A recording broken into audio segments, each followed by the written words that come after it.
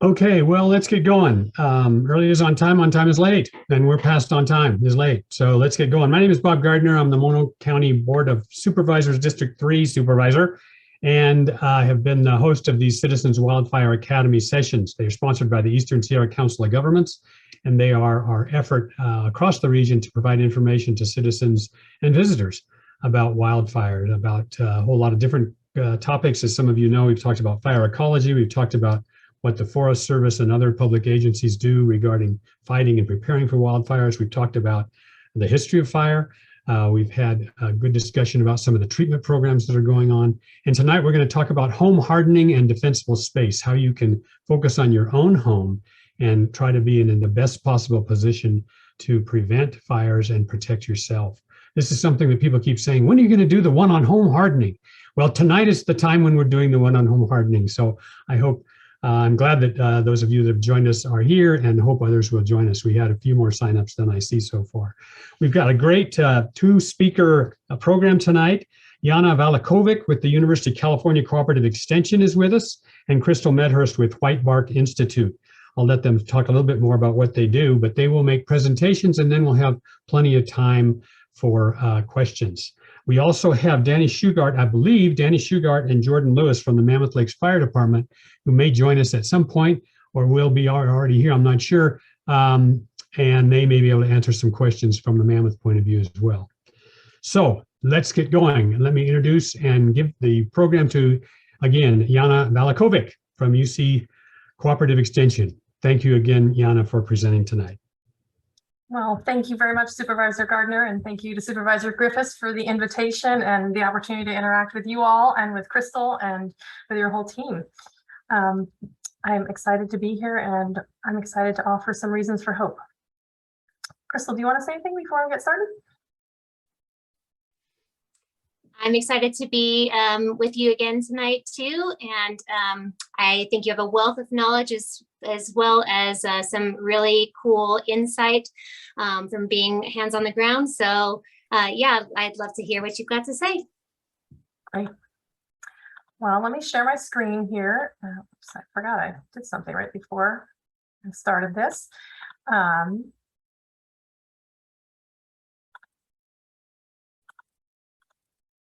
Well, as you all heard, my name is Yana Valachovic, and I'm with the University of California in the Cooperative Extension program. You've got a great office represented by Dustin Blakely in your own communities. And my work has evolved over the years. I'm trained as an ecologist and a forester. And some years ago, I started working in the fire space, and my work's relatively dimensional, but I'm also keenly interested in how buildings burn and how communities can better arm themselves with resources and ideas and tools to be able to put themselves in the best position. I'm also a scientist that interacts with the California Fire Science Consortium, where we work on lots of trying to translate science into accessible resources for folks. And I'm also collaborating a bunch with the Insurance Institute for Business and Home Safety. So what I've got set up today is trying to create an engaged conversation. Zoom is always a little challenging to do that. And I'm going to start with an open question, which is, what is the most important action you can take to help prepare for wildfire? And, you know, it's Zoom, so we can't, talk as much, but maybe just take a moment, like, what's on your to-do list?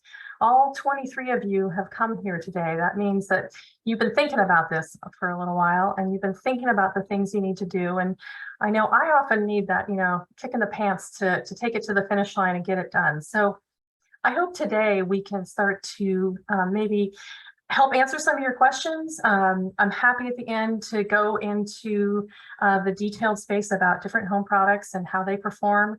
But I just want you to think about what that is that you can do to take action on. And your list might look like something like this. Are you signed up for the alerts?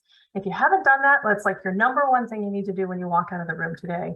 Have you packed a go bag? I mean, I'm assuming that in your communities, you're more familiar with that requirement and you do that more regularly. Do you have a family communication plan? Are you here specifically because you got through that stuff and you're thinking about how do you prioritize the actions of response around your property? These are sort of the longer term things, but what do you do to manage fuels near the home How do you address the vulnerabilities in the home? Do you have action plans that you can do in that regard? And I'll also throw out some bigger questions like who is most vulnerable in your community and how do you look after them? It's a big challenge, but we're all in this together. Do you have action plans or checklists? Maybe those longer term plans? Do you have a 6-hour in advance preparation? Do you have a 6-minute preparation plan? What do those look like? And in the home hardening space, let me throw out another question. I get lots of comments about my plan is I'm going to be here. I've got this, action I'm going to set up. This is what we're going to do. We know we've got this. But what happens if the evacuation notice comes when you're not home and you don't get to do those last minute things? What do you do? So all of these are totally critical actions, and it depends on where you are on this journey. It's not a destiny work. This is really a journey work, and adaptation takes time. And so I welcome you in this process. So today I'm going to talk about a little bit about how we've evolved in our fire mitigation work as a state and as a culture. I'm going to talk specifically about the kinds of fire exposures that our structures experience. I want to give some lessons from Paradise in Colorado, which I think really help illustrate some of the specific vulnerabilities in our buildings and what we can do about them. And then I'm going to talk more about defensible space. There's a lot of evolution happening in the policy space, but also on our understanding of vulnerability and what we can do. And then I'll finish with some highlights from home hardening and prioritizing actions. So I hope that works for what you signed up for today, and I look forward to it. So, what are these? These are burning bits of vegetation. They're parts of other buildings. We've got a term we call them called embers. They're moved in the fire column. They're kind of insidious. They find the smallest vulnerabilities in our buildings and in our structures, and they exploit those. So what happens when a smoldering piece of material lands at, someplace you don't want it? Well, this is the challenge that we need to prepare ourselves for, and one that we have been largely ill-prepared to manage. So this is an example from the Camp Fire in Northern California in the community of Paradise. I know you have a Paradise in your part of the world too, so I'll try not to confuse them. I'm mostly going to talk about the one in Northern California. But what about like this case here?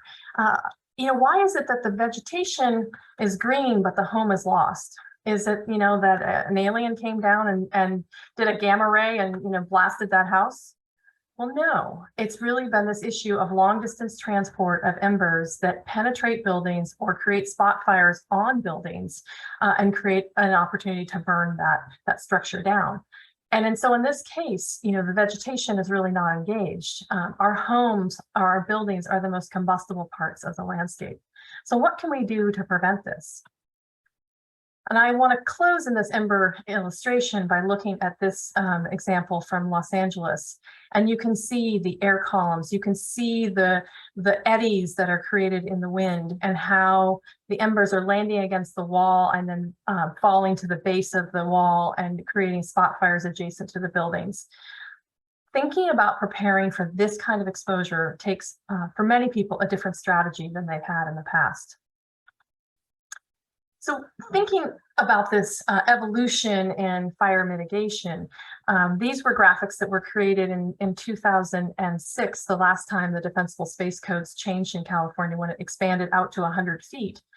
And I've modified them a little bit. I've put this little clip art truck on them. And what I want to say is that what we were largely encouraging people to do was create a space that was defendable, where it was safe for a fire engine and crews to be able to stage, to be able to respond to an oncoming fire, to break it out of the canopy of the trees, down to the ground, to produce flame heights that were manageable and that you could have direct crew response on. We've been waiting for an engine to come and save us. Assuming that we've done this kind of work, there was the feeling that we would be okay. But we know that the system gets overloaded, and we know now that there's this long distance transport of embers, which can bypass what were typical vegetation mitigations and find vulnerabilities. So this is kind of a both and, like we know that first stuff was correct, but we now need to think a little differently about the ember piece. So let me give you some vocabulary. There are three essential types of vocabulary, or three types of fire that you need to be prepared for. So we were just talking about this concept of direct flame contact, where a fire comes from outside the property and burns towards the building. And you might do fuel modification to break up that continuity and prevent the fire from just transferring directly to the building. And now we've mentioned this idea of embers that are long distance transported, and they can, create spot fires adjacent to the structure. They can penetrate a vent. They can go through an open window, an open skylight. They may land on something that's combustible on the deck. And then all of a sudden you have ignition of the structure. There's a third type of fire exposure you also need to be aware of, and that's something called radiant heat. And that's where an adjacent building, that could be yours, could be your neighbor's, is ignited. It also can be a fairly significant quantity of vegetation, but the heat transfer that comes from that ignited building, shown here as a little shed, creates enough transfer of heat to break a pane of glass or panes of glass, and then you have a pathway into the building. So what I do a lot is try and help people understand that we have to create mitigation actions that address all three types of exposures. And once you understand that, I think it's the actions and the priorities become more clear. They're not the same in every particular location. Everybody's situation is a little different, but these are the three types of exposures to address. So let's talk about the Camp Fire and then this recent fire in Colorado in December, because I think they illustrate the kinds of landscapes that you work in or that you live in, and the kinds of issues that we need to be thinking about. So this is an aerial image from Paradise. What you see are trees that are surrounding homes which have since been, which were burned. That's the ash gray stuff here. And I recently produced a paper about home survival in Paradise. But what we learned when we look back at what was happening here is that of the homes that survived, they were damaged but survived, 63% of them were from radiant heat. So that idea of the condition of your neighbor, you can see affecting the condition of the surrounding buildings. And you can see this sort of spatial pattern that happens here. So once you have ignition in a tight neighborhood, then there's a significant challenge to address. So these are, again, more images from Paradise. These are aerial photographs. They look a little bit artsy, I know, but it's fall and it's leaf drop. That's the color. So what we found is the strongest predictor of loss is that 73% of homes were within 18 meters of a destroyed structure. That was the strongest predictor of loss. So that's about 50 feet. So it gives you an idea. Here's one data point about what the relationship is spatially to each other. And once your buildings get a little denser, if you get ignition in one of those, it creates a more compounding challenge. So you can see how blocks of neighborhoods stayed together and blocks of neighborhoods were lost. In Paradise, there was limited structure response. The focus was on life first and evacuation, as it should be. So we had a continuous burn period of about 18 hours with that wind. So actually it was 12, my apologies. So Paradise gives us a lot of lessons to learn from. Now I want to talk about Boulder, Colorado and the Marshall Fire, which took place at the end of December this year. You all might remember that. It's on the leeward side of the Rocky Mountains, and you can see the fire burning through this town of Boulder. It's in the plains. There's not a lot of trees, so it's more of it's primarily a grassland system. And there were some really distinct differences in the signature of this fire, which was essentially put out by a snowstorm. So I'm here a little less than 2 weeks after the fire ignited, and the question I was after with some colleagues, and I was fortunate to join the Insurance Institute for Business and Home Safety and other folks from Colorado Wildfire Fire Partners, was why did these homes burn and these homes did not? What was different about these homes versus these ones over here? Now, if we were together, I'd ask you to raise your hand and we'd start talking about it. What we saw and through interviews is that essentially what marked that change was firefighter response or community response. Someone was there to do fire suppression. That's what marked the difference between this survival and this loss. But what happened, the pathway forward into those communities was basically ember transport into grassland systems, grass burning up to the bases of fences, fences igniting, and then wicking the fire towards the building. So this is an example of that pathway. You can see each of the upright members of the fence here, and you can imagine how this fire carried this direction and conversely carried this direction to the building. So thinking about those pathways and figuring out ways to disrupt those pathways is what I'm after trying to share with you today. I also want to show you some side-by-side building comparisons. We do know that windows can break and glass, the glass can break. And here I want to compare annealed glass versus tempered glass. So annealed glass is in these open like light windows above the sliding glass doors here. These are made of tempered glass. That's in part for a safety reason. This is an image taken from right here. There was a line in defense that was made at the transition between these burning houses and this set of condos here. And what happened, and you can see the heat exposure that this whole set of buildings took on, was that the annealed glass failed and broke, and the tempered glass held strong. So this is a good example of understanding how products behave in different settings. And if you have the potential to have a radiant heat exposure from one of your buildings, or maybe your detached garage or your neighbor's building, the reason to upgrade to tempered glass windows becomes more relevant. Another couple examples, and this relates to defensible space. In Colorado, they don't have a defensible space standard like California does. And here's two examples of ember transport that ignited vegetation that was even in rock mulch. Typically, you wouldn't think that a fire would ignite without the surface fire being present. But in this case, that was not the case. And this was a conifer tree here. There was enough dead material that was held in that conifer tree, and the embers ignited that tree. The tree fully engaged, and it put pressure on the underside of this under eave area, and the fire got into the attic and into the building. Again, this example put pressure on the vent and was caused some damage on the inside here. Not a whole lot, but the point being is, when we have combustible vegetation adjacent to our buildings, it creates additional vulnerabilities. And these are things that we can mitigate. And what's coming in California's defensible space standards is addressing these types of vegetation. So what does a home look like when it survives? I'll bring this forward with one example from the Campfire in Paradise. This was a building in pretty good shape. It had a tall foundation. It had a new Class A roof, which I'll describe in a minute. It had the new vents, which we'll talk a little bit about soon, which are both ember and flame resistant. And this is the only building in, I would say, 300 structures that survived. And the reason it survived, it was quite predictable. There were very wise choices that were made to be able to mitigate potential exposure. So what I want to say is that there are reasons for hope. And I know for a lot of folks, it feels overwhelming. Where do you start? What do you do? How do you make these choices? And what I hope to instill today is that there is a predictable pathway of failure if we don't address those issues. And these are things that don't have to be expensive. They're largely within our control. So now dialing into this concept called defensible space, which is a policy guidance that we have in California that everyone is required to meet.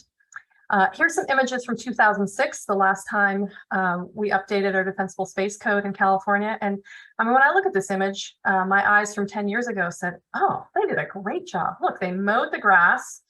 They trimmed the trees up. There was no fuel ladder. So, if a fire got in this dry grass, it wasn't going to climb up into the trees. There was a nice wide driveway. What a great job. Well, what a great job for making a defendable home. But now that I look at it, and I don't know if you see this, but I see all this woody vegetation surrounding this home in pretty great density, right in front of windows. And so when I look at this now, I think there's a few refinements that could really make a difference. And that's what we're going to see in changing guidance. Crystal will talk a little bit about Zone 0. I've heard this from a couple of you already. So, there's some evolution happening. And when you look at our state fire agency, CAL FIRE, you can see this shift in thought and this recognition that when you looked at it historically, we thought that it was okay to have a fair bit of vegetation next to the home. These are still in circulation. I will say that the new codes will look different than they do here. So if you're caught off guard by that, understand that this is a work in progress, and there is various activities that are going to change that.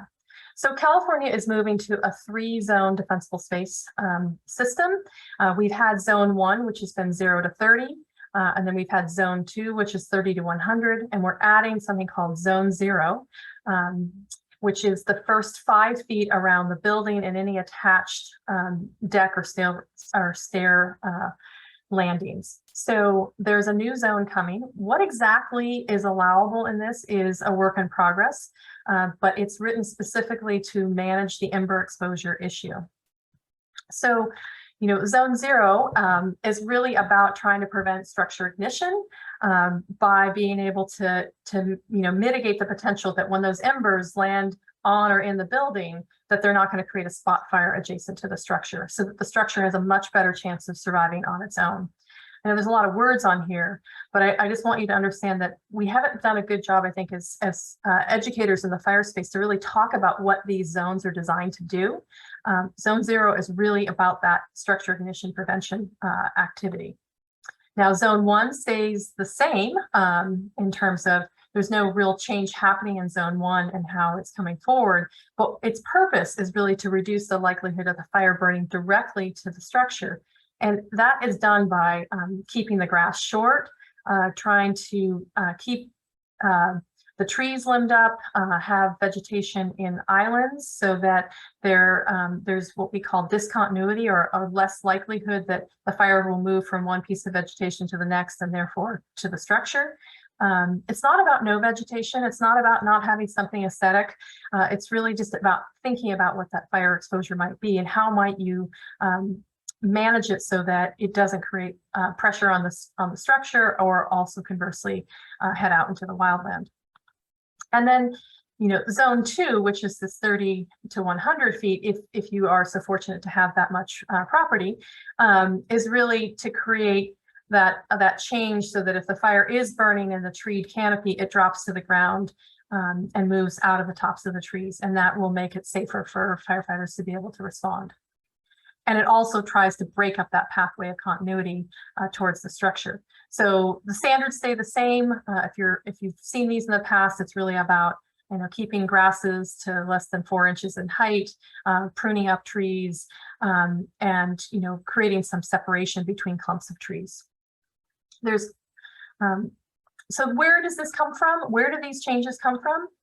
I want to introduce you to, in addition to those kinds of observational post-fire studies, a laboratory with the Insurance Institute for Business and Home Safety has, and here's an illustration, or here's a picture of this facility. It's in South Carolina, and this is what's called the Ember Generator. It's big enough that you can put a building in it, and then watch how our fire behaves under different, you can create a fire and see how the products behave under different scenarios. So here's a video doing a side-by-side comparison of a building that has either woody mulch or rock mulch, as shown on the right-hand side. There's vegetation that is planted in the woody mulch, and these are the embers and the ember generator throwing embers at the base of the building and at the sides of the building. You can see the embers bouncing off the walls. You can see the embers on the roof going into the gutters. And then you can see the fire that begins to start underneath the decking. And then you have a pretty significant amount of fire. We're at 40 seconds here. But the side-by-side comparison to the structure that has the rock mulch, little has occurred there. So this is the kind of work that is being used in addition to those post-fire investigations to drive kind of our new thinking in this space. They also do some additional research. I mean, how many of you have beautiful vegetation right outside your building and a nice whole bunch of woody mulch to try and keep the water, be able to manage drought and keep moisture in the soil? I mean, I'm going to raise my hand. I've got some of this too. But you can see that when you blast this stuff with embers, all of a sudden you've got fire at the you know, right outside your door, right outside your building. How long can your siding withstand that? And that depends on the type of siding. But if you eliminate that woody mulch and you eliminate some of that vegetation right there, then the building has a much greater chance of survival. So Zone 0, as I said, is a bit of a work in progress at the moment. There was a state policy that was passed in 2000. It's now before the Board of Forestry, and the Board of Forestry is working on developing the enabling regulations and the specific guidance about what will be recommended and what won't be recommended. I've got some lists of some of the items that we typically see in that first 5 feet of buildings. The stuff in green, the garbage receptacles, vehicles, the HVAC and heat pumps, all this kind of stuff, I don't anticipate that the regulation is going to do anything more than give some educational guidance on. But where the regulation is likely to give a much more specific guidance is about the condition of the lawn, whether it's a synthetic lawn, whether there are woody or non-woody plants present in that first 5 feet, what happens to the, you know, the decorative structures that are wood-based, and really significantly, the gate or the fence that attaches to the building, as I shared with you from the Colorado fire, is a major point of review and discussion. You know, what about storage facilities? What about the mulch and the potted plants? So expect some change in the space. I will say that if fire is your highest priority and something you're particularly concerned about, having a non-combustible space with none of these combustible items present is a very highly recommended strategy. And it's only for a few feet. It doesn't mean you can't have this kind of stuff just outside of that perimeter, but those first 5 feet really matter. Now, a next question that often comes, is there a plant list that I can plant? Can't I just plant, you know, a plant that's fire safe, that's gonna solve the issues? Let me just be clear about this. All plants will burn regardless of how they're marketed, right? How I manage vegetation may be different than how you manage vegetation. Let's start with an example of lavender. I work too much. Maybe you don't. Maybe you have the time and wherewithal to be able to tend it and take care of it and prune it and water it and do all the things you need to do. We both start out with really lush lavender plants, and in a year, yours looks great. You've cut it back, you've maintained it, and mine looks like hell. It's woody, it's thick, it's got a lot of dead material in it. So it's the same plant, but we cared for it differently. So thinking about fire and thinking about these issues requires an understanding that maintenance is really critical about the plants we have, how we prune them, how we irrigate, how we manage the dead debris. You know, here's a couple examples with manzanita. Like, you can take manzanita and make it quite, you can lift, you know, the canopy, you can manage the dead fuels, you can do a lot of things with manzanita, as you can with palm. These conditions change with time. So when it comes to plant selection, to me, the placement is more important than the plant type. But I would recommend that you think about the structure of the plant and where it's placed. That does make a difference. Now, a lot of folks really want to, you know, plant native and drought tolerant plants, which I totally promote for all the right reasons, but they can just be just as flammable as other plants. So, you know, watch the label. So if you're into this, I'll make my slides available, and you can dig into the work that drives this statement. Lastly, as I finish some of this defensible space stuff, I want to talk about you know, the placement of the building respective to the slope and what you can do in that space. So you know that fire has a tendency to burn uphill. It also preheats the vegetation as it ignites from down below, and that makes what is uphill have a lower moisture content, and make them more likely to be flammable. So, you know, the recommendations are, and the guidance that comes with our existing defensible space standards, are that you really try and break up the continuity of those trees, create some separation so that you don't have flame lengths that are this high, you have something that's down in the lower left. Some people also are curious about walls and retaining walls. Let me make that clear, that if you've got a wall. The point is that it should be as high as whatever the approaching flame lengths are. So if you had a wall here with tall trees, that may not serve its purpose. It may create a little blockage, but it may not serve its purpose exactly from a fire perspective.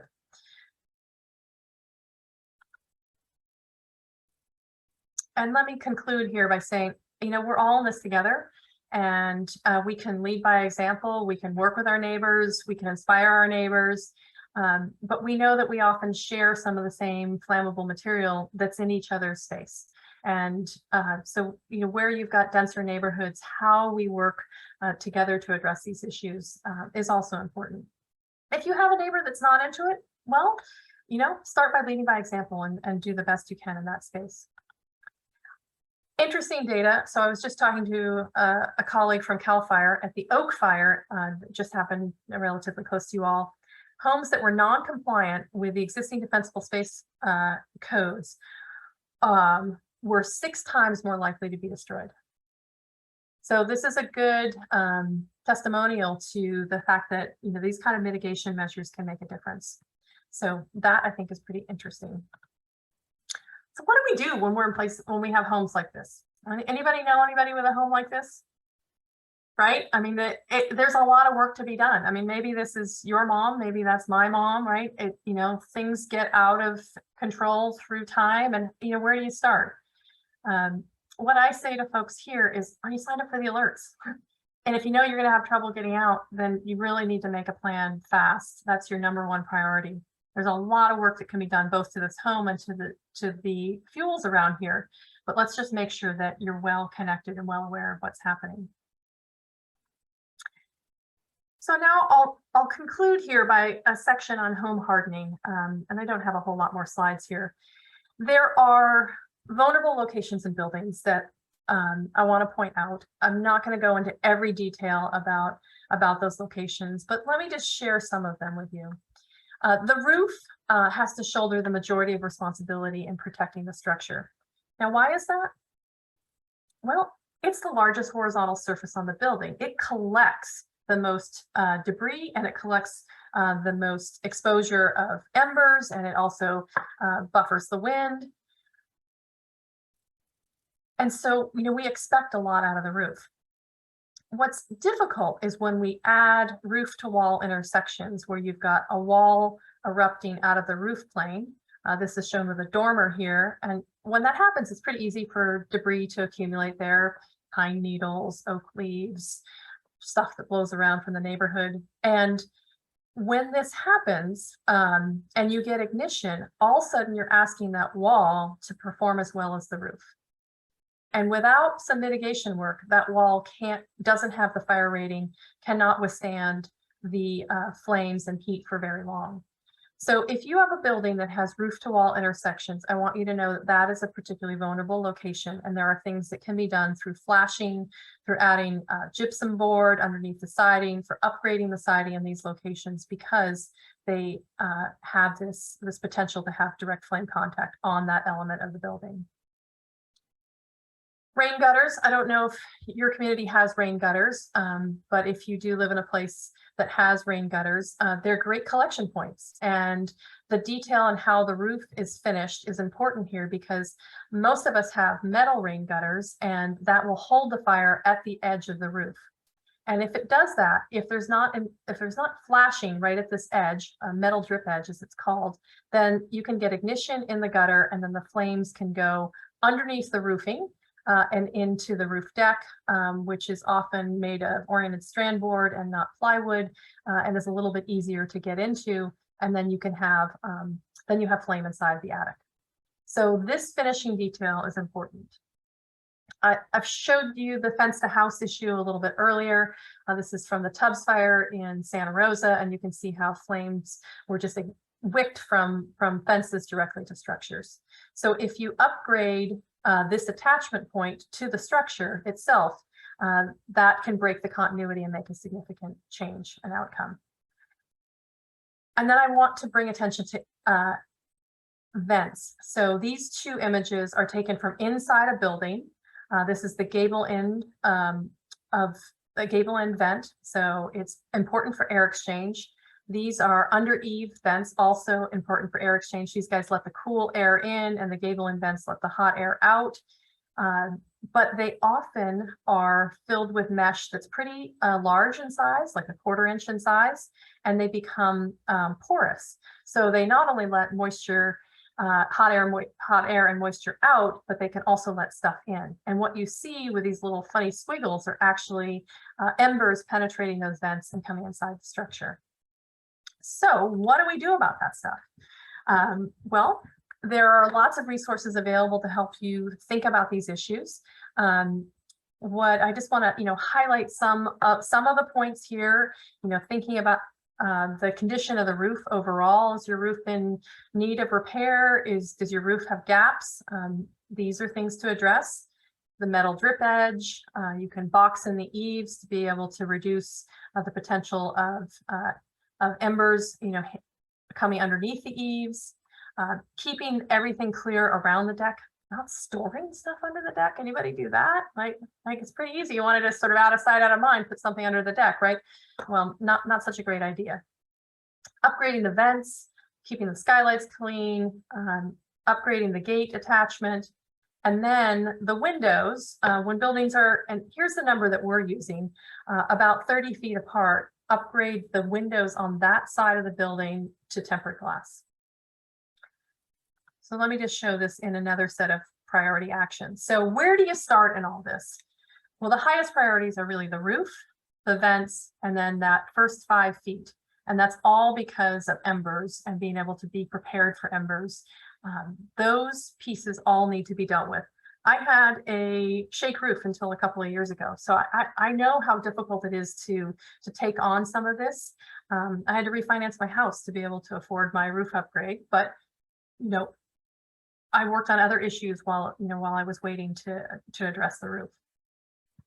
So when you have denser neighborhoods or separation between buildings less than 30 feet, then we start talking about the windows and siding, because we're also addressing that element of radiant heat exposures from the potential ignition of one building to the next building. So we talked about vents. Let me just show you what these vents look like. If you go and home this evening, or you walk outside your building after this conversation, you might look at your vent screen size. So these looks like foundation vents. Most of us have 1/4 inch mesh screening, which is great for air exchange, and you need vents for air exchange, but it also allows embers to penetrate these. So one easy fix is to add an addition of 1/8 metal mesh screening, which can be tacked onto the outside or the inside of the vent, depending. You want to be careful not to, when you paint, spray these and fill them, because you can reduce the functionality of the vent by filling it with paint. But this is a cheap fix, and you should have a metal screen available at your hardware store. It's not a special order item. There are special order vents that meet California's Chapter 7A, which is our new building code for exterior resistance to wildfire. And these both resist flames and embers, and they have a variety of different design qualities about this. So this one on the left has a film and coating that when it's heated, it actually kind of melts and smothers and basically blocks transmission through the vent. This one in C shown here is like a screen for a exhaust hood over a high-end kind of kitchen fan, and you may have seen those pieces that you can take down and put in the dishwasher. Sorry, could you say that again? And so in this case, it's like a tortured path, and it's hard for the embers and flame to be able to make it through. This through roof vent uses a steel wool mesh as part of its system. So for cost comparison, this is a foundation vent, I don't know, 4 by 10 or 12 or something. That's about $25 to $30 each. This would be a gable end vent, much bigger in size, in the $125 to $150 range. So depending on your building, you may need a few of these, or you may need many of these, or you could start at least with a metal mesh screen edition. I encourage all of you to think about your vents and what you can do in that space. So a couple other images. This comes from Paradise, new construction. meets the Chapter 7A standards. This building took a lot of embers. You can see the cushion on the back and all the melted points all over the cushion. Here are the embers that I found in the lawn. That's my hand for size comparison. We had ignition of the combustible mulch and woody vegetation around this building. Every one of these windows is broken.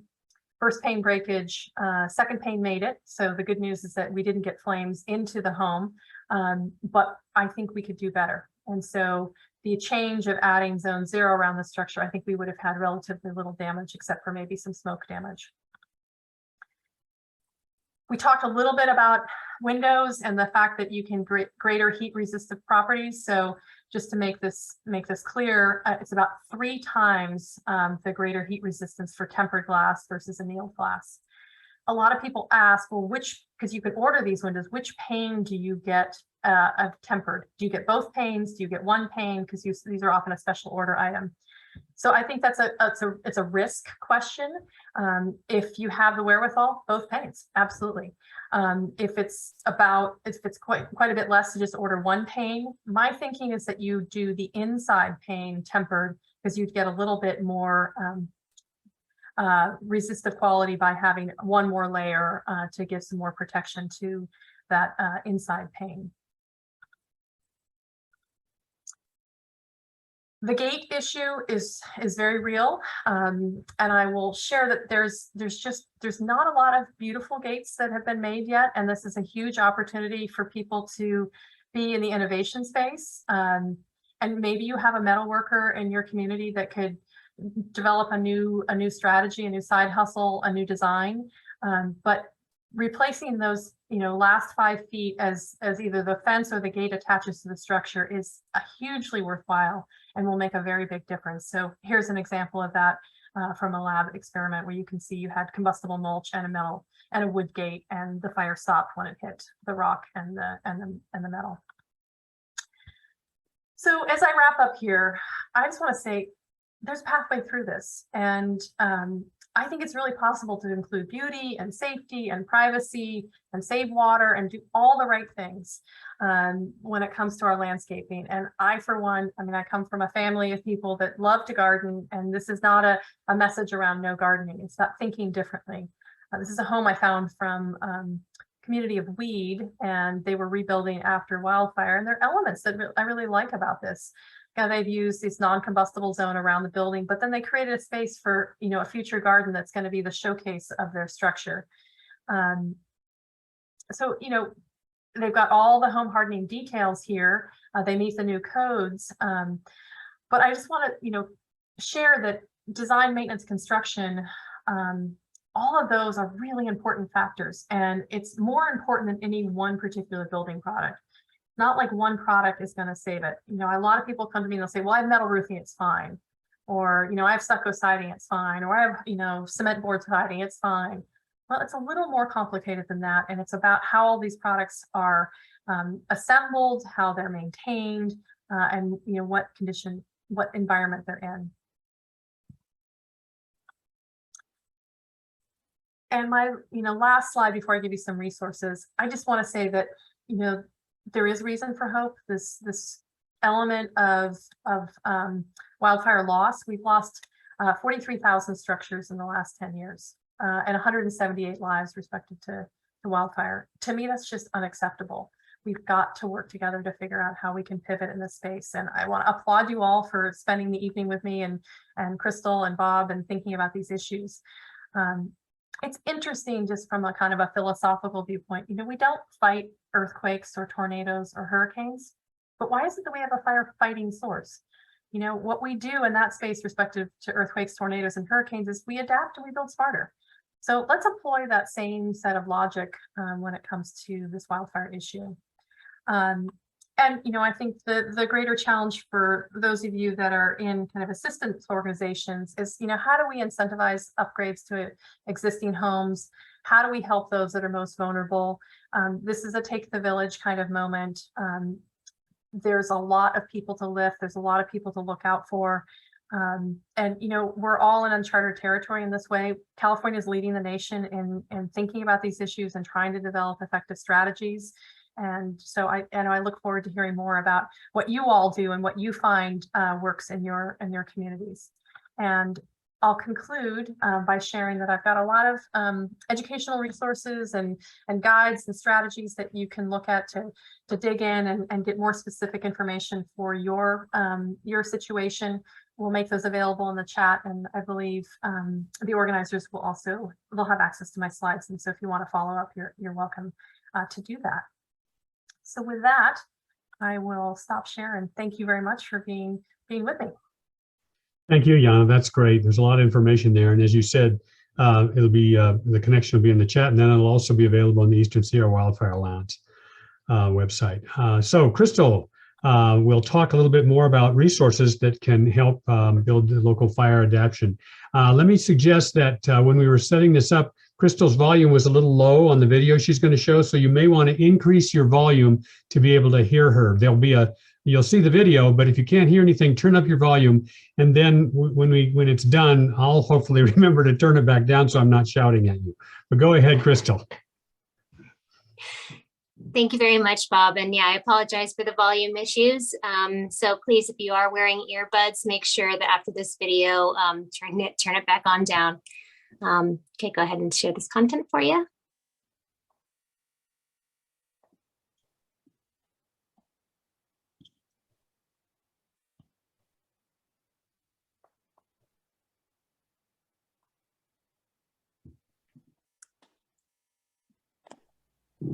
Hello, my name is Crystal Medhurst. I'm here today thanks to the Whitebark Institute of Interdisciplinary Environmental Sciences, funded by a generous grant from Edison International to help with outreach and education in Mammoth Lakes this wildfire season. Our campaign is called Working from the Home Outward because it's our responsibility as individuals to do our part on our own properties to help prevent the spread of wildfire. The idea of a fire-adapted community recognizes our need to take action to safely coexist with wildland fire. This model requires collaboration and volunteerism to succeed. Today I will be focusing on one more piece of this pie, what we as residents can do to harden our homes and create defensible space to help protect ourselves, our neighbors, and our town. Many Eastern Sierra communities are located in the wildland-urban interface, meaning that our towns share borders with forested or wild spaces. Given that our area can often experience high winds, we are at greater risk for spot fires caused by embers. Hardening your home to be more fire resistant can significantly improve the chances of your home surviving an ember storm. Part of learning to live with wildfire is understanding that we have some control in how we prepare for and address this hazard. Building standards and fire codes are expected to continue to progress, as will the requirements from California insurance companies. So as you make plans for future upgrades to your home, keep home hardening materials and techniques in mind to keep up with the recommendations. If you live in a condo complex, HOAs have the opportunity to be forward-thinking in their budgets for maintenance, so be sure to request incorporating ways that your complex can be more fire-resistant at the next board meeting. We can get many of the supplies we need right here in town. The Do-It-Yourself Home Center in Mammoth is generously offering a 5% discount on home hardening supplies when you mention this webinar at checkout. High Country Lumber is another option with a large selection of home improvement materials. If you don't see what you're looking for in stock, they can special order what you need. Pole saws are also available for rent at their Bishop location, which is a great tool for creating defensible space. Wildfire resilience starts with us. To understand how I could make improvements to my own home, I recently requested help with prevention strategies from the Mammoth Lakes Fire Department by signing up for a defensible space inspection of my property. Here is a video about that experience.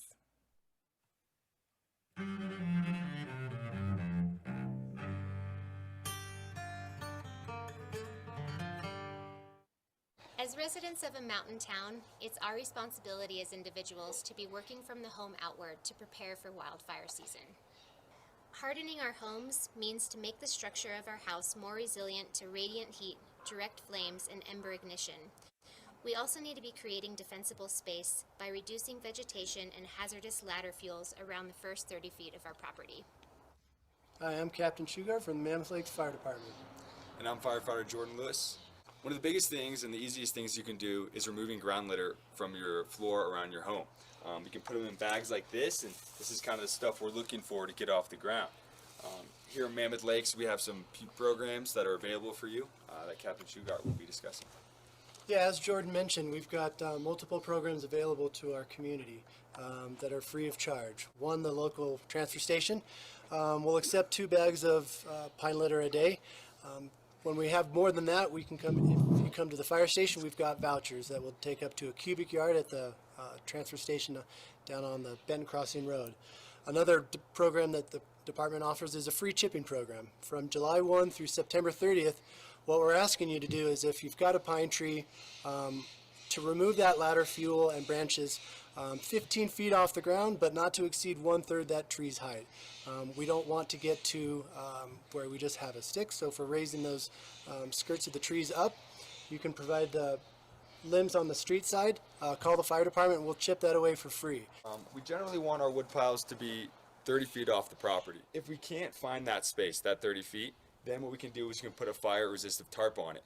That will allow embers not to get caught in the wood and hopefully eliminate the ignition of the wood pile. And the difference between a fire-resistant tarp and that landscape tarp really is the thickness and the fire rating. So we're looking for that wood pile to try to survive an ember cast. And that's why it's important to either move that wood pile 30 feet away, or if you can't, like most people here in Mammoth, we need to cover it with that fire-resistant tarp. And so there's a lot of things that are done right on this home. We've got great ladder clearance from the trees. What we want to talk about, though, is that spacing in between limbs and the spark arrestor or the flue pipes. We want to keep a 10-foot clearance from any branch away from that flue pipe. We've got good clearance up here. I've gone up and inspected the rain gutters. There's no debris, no dead vegetation within those rain gutters. It's really important to make sure that we can keep those rain gutters clear. Like firefighter Lewis said, when we've got ember casts, it's another catchment place for fire to start. So a lot of our homeowners like to store wood under their decks, like we have here.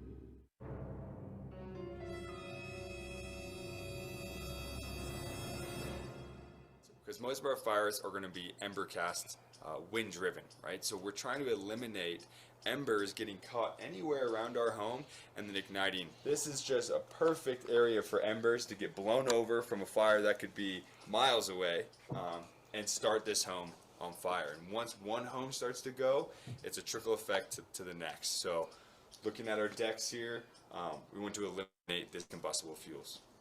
Like we discussed earlier, keeping our firewood 30 feet from the house, we also want to create our clean, lean, and green zone. And that zone is 0 to 5 feet from the house, removing all those combustibles in that zone. So as we see here, we have combustibles buttoned up right against the home. We want to remove all of this and keep it 5 feet from our house. This will help eliminate embers getting caught and igniting the home. And when we're talking about what we can do throughout the year, being fire-wise isn't just a spring and fall event.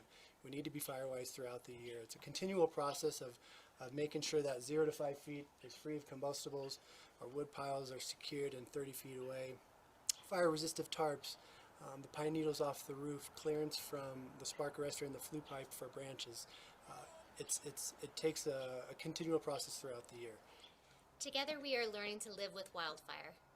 As Mammoth begins to move towards the model of a fire-adapted community, we recognize our need to take action to safely coexist in the wildland-urban interface. This starts with us. So thank you for working from the home outward and making the effort to protect yourself, your neighbors, and our town.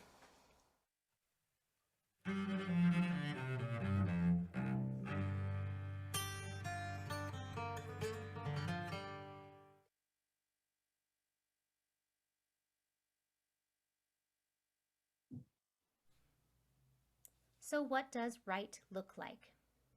The first 0 to 5 feet of your home is the most susceptible, so keep this area free of any combustible materials. Maintain the first 30 feet of your property so that it is lean, clean, and green, and continue to reduce fuels up to 100 feet. This can improve your likelihood of preventing home ignition and it gives firefighters a safer space to work when defending your home. It is California law to create defensible space around your home, and the Mammoth Lakes Fire Protection District has many programs available to help our residents succeed. Be sure to visit their website for these available resources. Many have asked what to do if you are aware of a property that is neglecting their civic duty to keep it clear of combustible material. You can submit an anonymous complaint to the fire department, and they will schedule an inspection. If it is out of compliance, the homeowner will be given a corrective action list and will be fined if it's not resolved. Many of us have begun to notice the spread of dying trees up in the Lakes Basin, on the Shady Rest Ridge, and sporadically throughout town. It is important to assess the health of your trees to see which ones are most susceptible to fire. Inspect the trees in your area regularly for signs of bark beetle infestation. A dead or dying tree is an extreme fire and safety hazard and should be removed immediately. Southern California Edison will routinely trim or remove trees that obstruct or could cause damage to their power lines. If you suspect a hazard tree near a power line, you can call their customer support phone number and have an arborist inspect the tree. If necessary, they will remove it for free. If the tree is on your property, SCE will contact you prior to the tree removal so you can prepare for the arrival of contracted professionals. These are some pictures of a hazard tree being removed in our neighborhood this summer, and I have to say it was impressive to watch them work. Once the tree is downed, the rounds and mulch can be left on your property for personal use. Otherwise, they will be removed for free. Used sparingly and beyond 5 feet from your home, mulch can be an attractive way to retain moisture in the soil around gardens.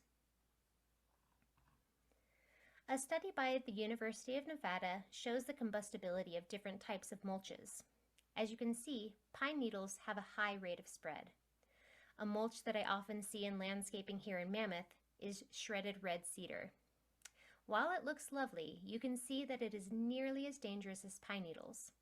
In comparison, a single layer of wood chips, called here Tahoe chips, is much less combustible. Composted wood chips are yet even lower. Currently, the Benton Crossing landfill has a pilot program which allows the public to collect composted wood chips and mulch for free. Drought in the Sierra continues to contribute to wildfire severity, so we need to make efforts to conserve water. Town is operating on a level 3 watering schedule to reduce depleting this water reserve. New this summer, Mammoth Community Water District is offering a turf or lawn replacement rebate program to help conserve this precious resource. Shout out to the condo complex Sierra Manors, who took advantage of this program this summer and has been replacing existing lawn with water-conscious landscaping. It is so heartening to see the action already occurring within our community. I would love to see the culture of our town continue to move towards more year-round engagement in the wildfire conversation. I'm currently looking for homes and condo complexes that show good examples of hardening and defensible space for a virtual tour that I'm working on. So please do reach out if you would like to participate.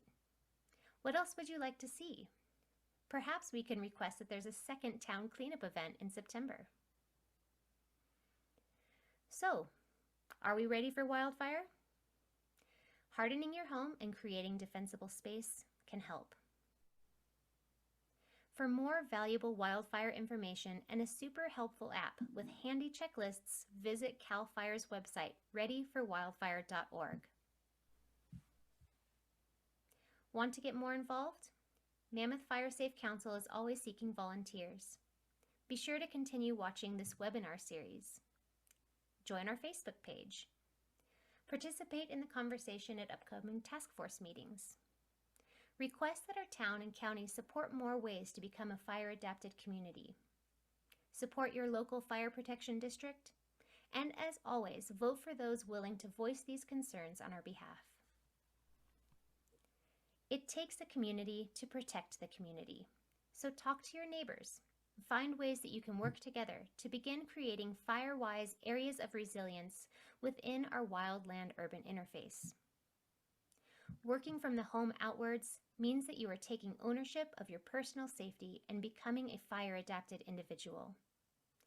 Thank you for every effort you make to help protect yourself, your neighbors, and your community.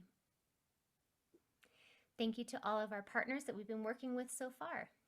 It's our goal to continue collaboration with any organizations or individuals dedicated to protecting our mountain town and supporting Mammoth becoming a fire-adapted community. We are stronger together, so if you have any questions or especially suggestions, please contact me so we can support each other's goals, creating a successful, safe, and sustainable future. Thank you. Thank you, Crystal. Turn down your volume so I'm not shouting at you. And let's great presentation. And I like the walkthrough right there by the home. How many of you thought, oh, I haven't done that. Oh, I haven't done that. Oh, I need to do that.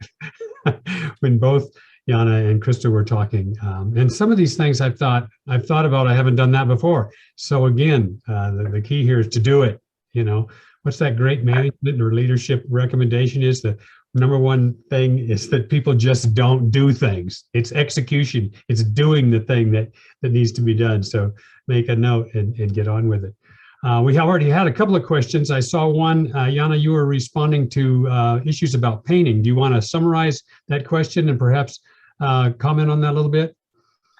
Sure. So there's a fairly common question that occurs, and it showed up here today, which was, are there any fire resistant paints or other products that can be applied to exposed wood if their replacement is impractical? Let me just say, I'm happy to have people send me pictures and I can sort of talk people through those kinds of issues, or I'm sure Crystal or other people on the team can also help in those situations. I will say that the challenge is that there's no easy one and done kind of solution, just like there is no easy one and done silver lining product that's going to solve all of our issues. And when it comes to coatings, it depends on what we're talking about, but there's those that you would do during active fire, and there's those you might do to provide some longer term resistance qualities. And in studies that have looked at some of those longer term products, the challenge is the period of performance. How long are they active and how long do they maintain their qualities? So I would say generally not my first line of response. If I'm down to the fine points and there's nothing else left to do, then maybe that's where I'd put my effort. But I would start by trying to think about the different exposures and what are the most likely pathways that bring fire to the building and trying to prevent those. Okay, thanks. Here's a question from Jeff Griffiths. How can we engage community partners like the Master Gardeners to spread this information more widely? Gardeners as in gardening. That's right. So in California, we have 9,000 Master Gardeners that are there as your trusted community partners to help you with plant selection, managing drought, thinking about pests of the garden, and all of these issues. And so one of the things that I'm working on at the state level is really trying to align our Master Gardeners across California around these issues. And I think they're really going to be critical partners, because what you're going to see from our fire agencies are statements like, you know, no, you can't do that. No, that's not going to work. Oh, no. But how do we get to the place where we find that beauty and that vision and those things that when we come home, we go, oh yeah, that's right. That's what I like. That's what's important to me. So I see our volunteers, whether they're through the Master Gardener program or whatever community group you have that is interested in helping community members. We all bring a talent to the table, right? And so let's see how we can deploy those talents and help each other out. It's a great question, Supervisor Griffin. Good. While we're waiting for any other questions, let me just say thank you, Jordan Lewis and Dave Shugart, for certainly your comments in the video. And if you have any thoughts while we're answering questions, don't hesitate to maybe jump in or let us know. Looks like we have another question from Don Jackson. Fire performance difference between metal and composition shingle roofs? So great question. They're both Class A fire rated. So if you're going to be upgrading to a new roof and you're subject to a building permit, you're not going to get anything other than a Class A roof. I think you're down to sort of aesthetic functions and other functions, maybe respective to snow. I see those as relatively indifferent from a fire performance perspective, except at one issue, and that is that you look at the end, let's see if I can do this when I zoom. If you look at the end of the roof, you end up with wiggle at some level, and you end up with some gaps at the end of the way the metal finishes towards the gutter and the edge of the roof. So think of that like the tile roofs where you have bird stops that are important for keeping embers out as well as birds. So there's an additional piece that needs to be thought out respective to metal, and those are things that can be managed. I like the standing seam where everything is really tight. You know, metal also, you know, a third or more expensive to composition shingle. So there's pros and cons from a financial viewpoint. You also have kind of all those additional elements of how it's finished and how you deal with other attachments and those vulnerabilities with other attachments with metal. So. Okay. Dave Marquardt has a question. Is there any kind of funding or grants available to help private property owners create a more defensible space and forest thinning around their structures? Crystal, you covered a little bit of this in your presentation. Any thoughts on that?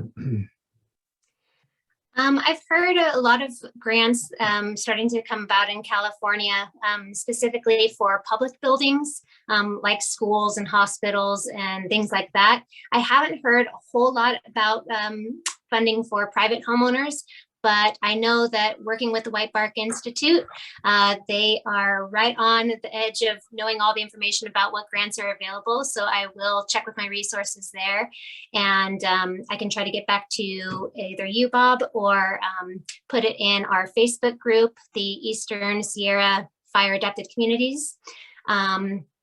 Yeah, definitely get that information out as soon as I find it out. I think that more is going to be available every year because we find the need for that. That's great. The question I had for any of you, Trex, a lot of decks and other materials are made out of Trex, and my front porch is made out of Trex and my back deck. And my son said he'd heard that Trex burns in some respects. Once it gets so hot, it burns quicker than wood. Is that true? And what's the story on Trex or those types of products? Well, the answer is yes and no. So I'm a forester, so let me just say I do have a wood first kind of viewpoint in the world. But the issue with Trex respective to other wood products is that the substructure that it takes to hold up Trex is a little more intense. So you're on 12-inch centers as opposed to 16 or 24-inch centers. So you've got more wood underneath that you have to protect. So from a fire perspective, you really have to be thinking about the underneath of the deck and what the likelihood is of getting fire underneath the deck. And if that engages, then what do you do? So that's why Zone 0 says it's under the deck and around the deck for the first 5 feet, because that's the focus. Density is what defines vulnerability. So all of us probably have had an opportunity to have a campfire or a wood fire in our wood stove at some point, right? And when we start a wood fire, Bob, what's the first thing you do when you start a fire? Light it. Well, what do you start with? Well, some sort of combustible, yeah, wood or some kind of a paper or something that. Right, so you start with paper, right? And yeah, paper right. is really thin, right? And then you're going to put something that you've chopped up probably, which is kindling, and then you're going to put something that might be the size of a 2x6, which is the same size that you would see in a deck board, right? You don't start a fire with a 2x6 because you need some small fuels to ignite first. So the denser the wood, the more resistant it is overall. Okay, thank you. Lisa's asking, Lisa Cutting, when transitioning to tempered glass windows, can you just replace the glass or do you have to replace the entire window? It depends on how your window is built. Some windows the frames have stops and the windows can pop out. Most are integrated in that the frame is a part of the whole construction and the window frame and window need to come out. Okay, and Queenie's listed a lot of connections there, links that you can go to for information. Any other questions? Oh, I had one. Crystal, you had a slide in there that talked about where you could buy some of these products. Are some of those vents that Yana was talking about and some screening, are those available locally in Mammoth at the hardware stores? Maybe Jordan, you know as well. Yes, it does show that I checked in with both the DIY Home Center and High Country Lumber, and they show that the flame resistant vents they have on special order for High Country Lumber. And it looks like they do have some flame resistant vents at the DIY Home Center. I can find out, one of my goals is to go through and find out what aisle everything is on, how much it all costs, and get a nice comprehensive list out to everybody. Maybe even as you walk into these stores, there's a little checklist that you can pull off and go to each one of those aisles. That's something that I'd like to work on. So again, I can follow up with that. It looks like they do have 16th inch and 1/8 inch metal mesh at DIY Home Center. So the vent itself, I don't know, but the mesh they do. Okay, Jordan, did you want to add anything to that? Yeah, I can confirm that DIY has the mesh available. So I know you can get it there. I'm not sure about High Country Lumber, but definitely at DIY, they have the 1/8 mesh available. Yeah, it sounds like the crawl space vents and then the attic vents are really critical things that if you can get that done, that's huge. I mean, every single one of them. I mean, if you can get to your attic vents from inside your attic, you can start by, just going around and stapling up that mesh. It just doesn't have to be overly, technologically driven, right? There's ways to get there that still meet the aesthetic and still meet the function. Do remember that the vent needs to breathe, right? That's the focus of the vent. So Yeah. I lean a little bit more to the 1/8 inch mesh than I do the 16th, just because you can get spider webs and other things that kind of block that. Moisture management is still an issue. And it should be an 1/8 inch. I mean, you can buy screening, but it needs to be metal screening, not fiberglass screening, obviously. Right. That's what I think I may have stumbled the wrong direction on, that it should be metal screening, just like a screen door, but it would be metal, the old type of screen doors. Right. At an 1/8 inch. Okay. It's a little fun to cut with the scissors, you might wear some gloves, all that stuff. Yeah. Okay. Any other questions? Let me leave you with a couple statistics. So if you're building new, adding these features into a new building, there's a study out that says they're about 3% of the total cost of building. So relatively minor in the overall cost of the building. If you are building new, there's a lot of other considerations to think about, and the simpler the structure design, the easier it is to withstand fire exposure. So those complicated roof lines and all that stuff is a harder issue to manage. It's not a no, but if you're starting from scratch, there's a lot of opportunities to take advantage of, and some simplicity and thought that can really make a difference for your resilient structure in the future. I've noticed some in Mammoth and then in some houses around the rest of the county, sort of that corrugated metal that's the bottom maybe 6 or 8 feet of the siding. Is that expensive? Is that helpful? What do you think about that? Jordan, you look like you want to answer there. I'll start. I'm intrigued by the idea. The corrugated, it can either be the Galvi aluminum or it can be the steel. The steel's kind of interesting because you can get a rust patina on it, so it has that kind of cool look about it. Again, you get a lot of wiggle in it, right? If you're putting roofing together with that corrugated aluminum, you put the wiggle board. That's its fun name, right? How often do you get to use the word wiggle board? I think that's kind of cool, but there's still an edge to protect down there. It will create more resistive quality in the siding. If you couple that with zone 0, I mean, that's a really good attribute overall. But still, it's about moisture management. I don't know that I'd want entirely metal walls. I'm not sure that that's really going to get the function that I need out of a building. But those additive features can offer some benefit. But there's no testing behind that. That's sort of just my hunch as to how that's working. Okay, and the other thing that always comes up, and I think you had a good focus on this, Crystal, in yours, and Jordan and Dave focused on it, wood piles.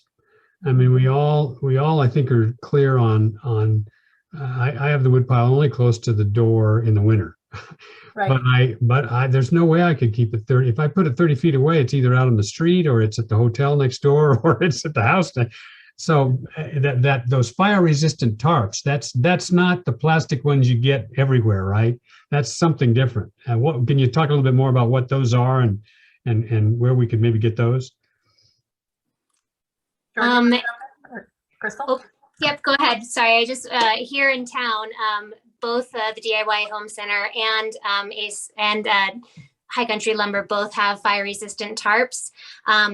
You know, I ended up going online through the Mammoth Lakes Fire Department website to, I think it was A1 tarps. They have a bunch of really interesting shaped ones, some just like long skinny ones that fit really nice on a deck. And then I had a massive pile out in our yard. So it was a really great resource for that. And yeah, it's a higher fire rating. It's a thicker tarp. You know, you don't want those landscape tarps to melt through and then just end up igniting the wood pile anyways. And I bet, yep, and Jordan just went ahead and put that link in the chat there for you guys too. That's a great resource. You know, another thing that's worth having on hand is metal tape. So it looks a little bit like duct tape. It's a silver tape and it has a backing that you can peel off, and you can use it in deployment at the last minute to seal up gaps, to seal up joints. I have a cabin that has to defend itself on its own, and the August fire came really close to my cabin. And when I got there a month after the fire, after evacuations had occurred, there was a plume of ash that went underneath my front door like 6 feet. And I realized that the seal, the base of my door, was not as tight as I thought it was. And so had that ash been hot, I probably would have lost the building. So now in the summer, when I walk away from my cabin for a couple of weeks, I just put some metal tape at the base of my door, and I've got a line of defense that cost me 15 cents in tape, but will probably function quite well. So there's a you know, a set of resources that you might need for buttoning up your home at different times that require different levels of investment and a little bit of sweat labor, but not a lot of significant effort. And Tom Hopkins has a question. What benefit does masonry veneer provide to reduce radiant heat transfer into a building?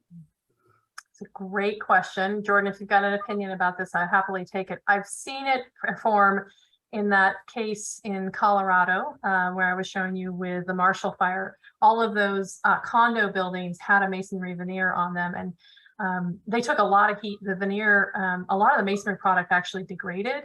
I would say it needs to be full replacement. I almost think it acted as a heat sink, and then probably whether it buffered the none of those homes ignited. Whether it added a whole lot of additional value, I don't totally know. The point is to change the combustibility in the exterior side of the building and at that horizontal connection point, which is how we talk about zone 0. So if you can reduce the combustibility of that horizontal zone, you know, that moat around your building, then the siding itself doesn't need to be as robust because you're not going to have a spot fire that ignites there. Yeah, I do agree. I agree with that. And I don't know that much about the veneer siding, but if we do, you know, if we remove those combustibles in that 0 zone, then we don't have to have the most, you know, strong siding. But that veneer is less combustible and will hold up, you know, with radiant heat from those ladder tools. So it's a good idea, but it's not the, you know, the main focus, I think. And then the thing to think about is that it's still the windows, right? We're still going to live in a structure that has windows, and it's still going to live in a structure that has vents because we want fresh air in and we want to be able to see. So really our weak point becomes the windows and the vents. So what can we do to both manage the vents and then reduce the vulnerability that the windows are going to take on? Okay, any other questions? A lot of good thoughts here, good questions coming in. I think we've got, if you all can put your contacts into the chat, then some of you have, then we can, if somebody has something they think of later, we can follow up. And then always these sessions, the full recording is available on the Eastern Sierra Wildfire Alliance website, as are the first 4 sessions. Next month is September, I've got to look at the calendar, September 19th. At 6 p.m. and we'll be talking sort of a 2-pronged session, smoke and evacuation. Evacuation sort of seems like, well, that should be straightforward, but we've got some, and we'll have to kind of coordinate this across the 2 counties and maybe the 2 towns in the region, but basically how does it work? What's going on? A little bit, Yana kind of referred to it as what do you do if you're not there? How do they work that? How do they contact you? Mandatory, just a whole lot of those things. We'll talk about evacuation and then a short presentation about smoke, which fortunately we've had very little smoke this summer, a little bit from the Washburn and Oak fires, but not much. And so we hope that continues, but we'll hear hopefully from Great Basin Air Quality district about smoke and ways to get information about that and just how to handle it. So that's pretty much it. Let's see, last, makes you just, any other, see, somebody said, does closing blinds inside the windows help at all? And Yana, you say you would not do it unless they're metal. Okay. All right, it looks like everybody's put their contact in. All right, last call. While I'm waiting, thank you, Yana, thank you, Crystal, thank you, Jordan, and certainly Dave Shugart with the Mammoth Lakes Fire Department. And of course, all of our fire departments. We have, as some of you know, 10, 11 different fire districts in Mono County and more in Inyo County. And we appreciate all that work. The volunteers and our full-time employees will be in October talking about the fire safe councils and the fire districts and a little bit about insurance. So we do appreciate all those who make this their full-time or volunteer work. So we'll wrap it up. Thank you all for attending. And again, these sessions will be available on the Eastern Sierra Wildfire Alliance website. Thanks. Thank you again to our participants as well as our speakers tonight. Thank you, Bob. Take care. Thank you.